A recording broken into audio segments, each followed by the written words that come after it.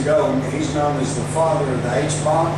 He's the guy that says we need to seed the upper atmosphere with gold, little flecks of gold, to reflect ultraviolet rays to hold down global warming. Well, this is basically what they're doing, except gold would be pretty expensive, so they're using other heavy, good conductive metals like barium and aluminum oxide. But what it's doing is it's causing a health problem. You go talk to any doctor, you talk to any pharmacist, you're going to find out that respiratory problems are going through the roof. And that's because we're breathing this crap.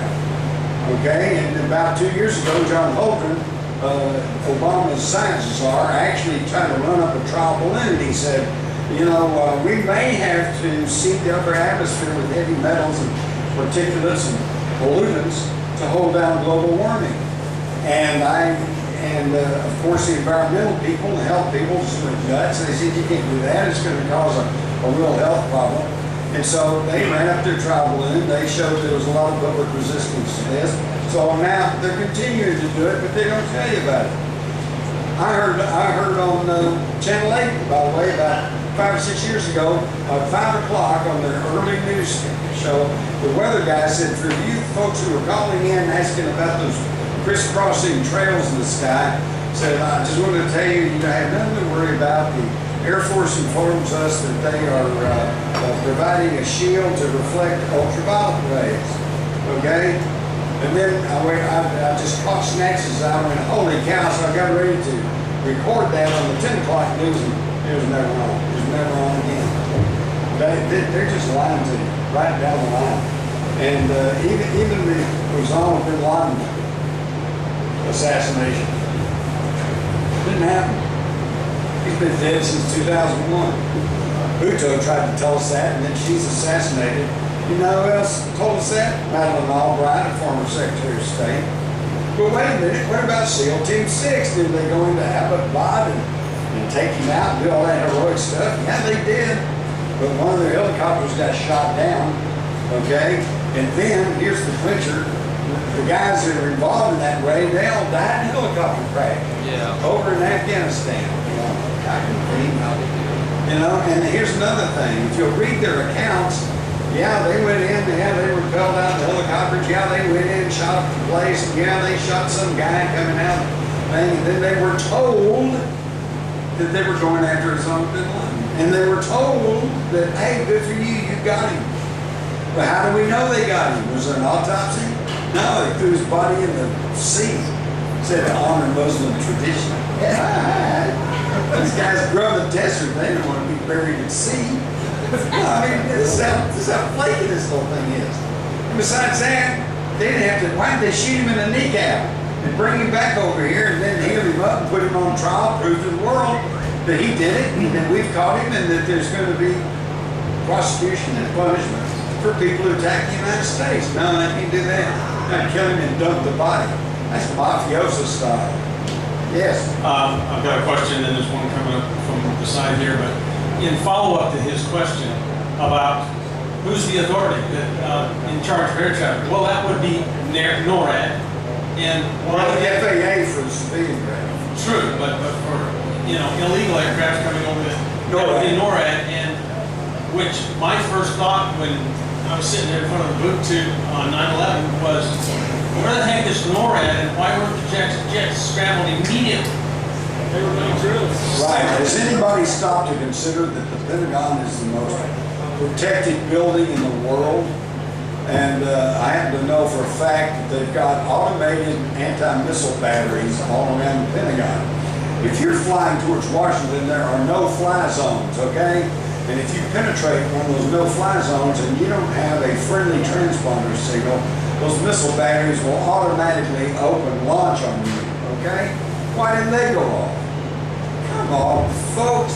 That's not rocket science. That's just thinking clearly. Albert?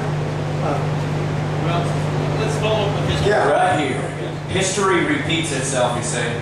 During Hitler's regime and the Nazi control, how many people had the option of being radiated or sexually assaulted to travel? Things were a lot worse than they were then. I think so. And you know why I agree with him? It's because the Gestapo at the height of their power. And yes, if they got hold of you and dragged you down to one of their dungeons, they'd probably perform unspeakable acts on you. But even the Gestapo at the height of their power did not dare stop German civilians in public places and grope them. Okay? They just didn't dare do that because the Germans would not have put up with that. But we do. We're idiots. We're just fluoridated out. I don't know. I'm thinking, see, I've been out in Wise County for 35 years on my own little well. Maybe that's what I'm still thinking. Well, first off, to apologize first off because I just got here and I want to make sure I'm not asking a question that's been covered. That's all right. Go ahead. Right on. But I got active in 9/11 truth in like 2003. My dad was a block away from the Pentagon when he got hit. Kind of his personal thing, even though he sits on the other side of that. I've been following the trail all the way up against it. And of the last couple of years, there's only been a couple tidbits of information that seems to have been popped out that have made me pause for a little bit because there's been a lot of infighting, being it space beams or the no plane theory or all that type of stuff. And I kind of, for many years, accepted the idea that 9/11 truth was a movement that wasn't represented by what happened, but more so by what we knew didn't happen. I guess if that makes any sense. But then I ran across a guy named Dmitry Kalesov about a year ago. Are you familiar? All right, then this might be nothing then, okay? Because I was going to ask if it was covered. But Dmitry Kalesov, if I remember right, is ex-Spetsnaz, and he speculated beyond the thermite theories or the thermate theories to the other existing conditions that were never really explained by those things being. Thermite can cut that, right, and it can knock those buildings like it did, but it can't really explain the molten pools that were sitting in the bottom there, right? That seems like it would need a small thermonuclear device. Or the disintegration of the steel girdle. Yeah.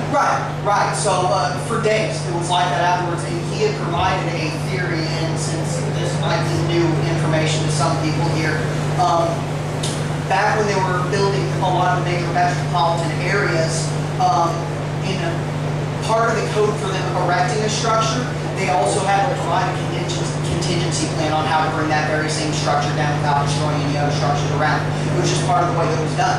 And at the time when that building was built, nuclear energy and using that as a destructive device wasn't as taboo of a topic and everything.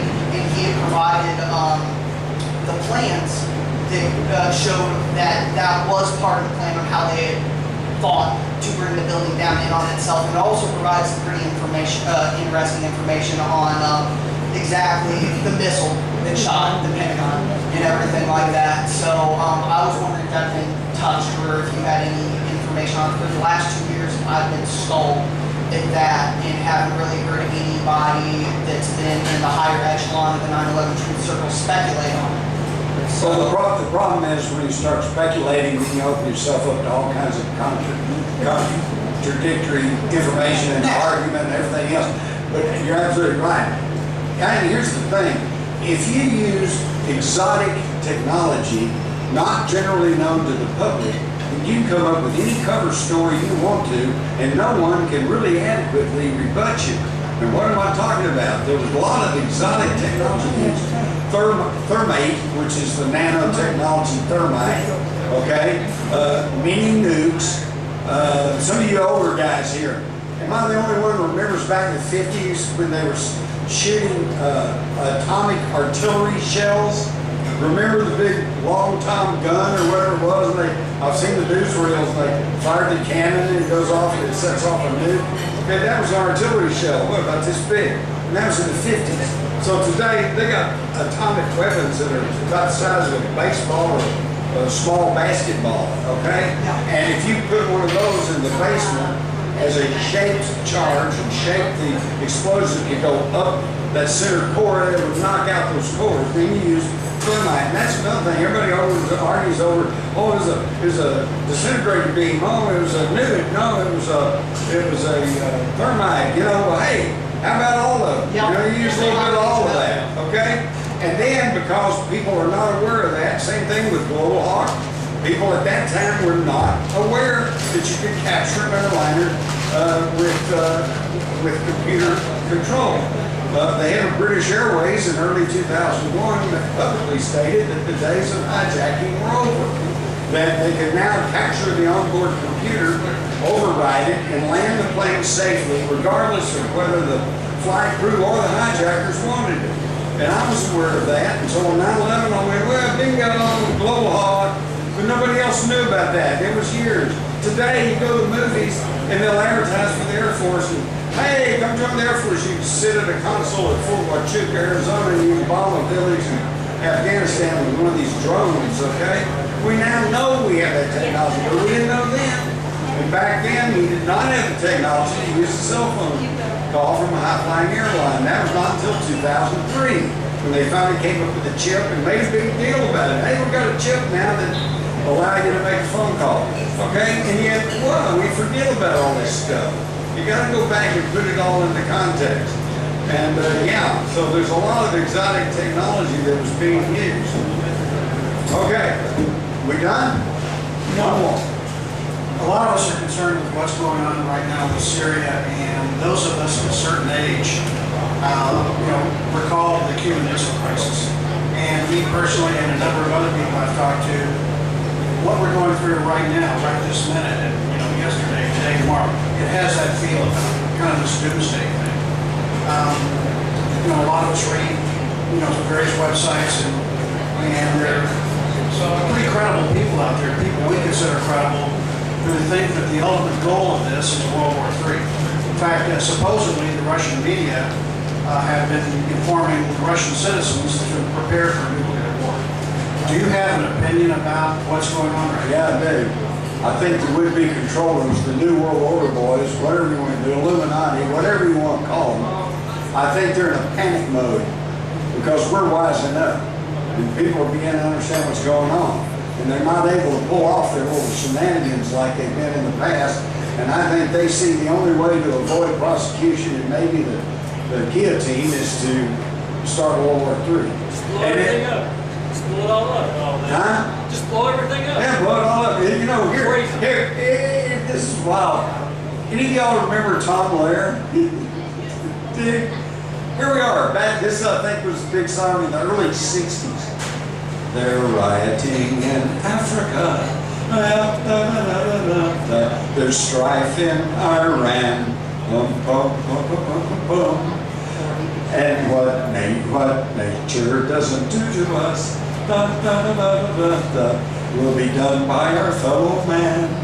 The whole world is festering with unhappy souls. The French hate the Germans hate the Poles. The Italians hate Yugoslavs, South Africans hate the Dutch, and I don't like anybody very much. But we can be tranquil and thankful and proud, for man's been endowed with a mushroom-shaped cloud. And we know for certain that some lovely day, someone will set the spark off, and we will all be blown away.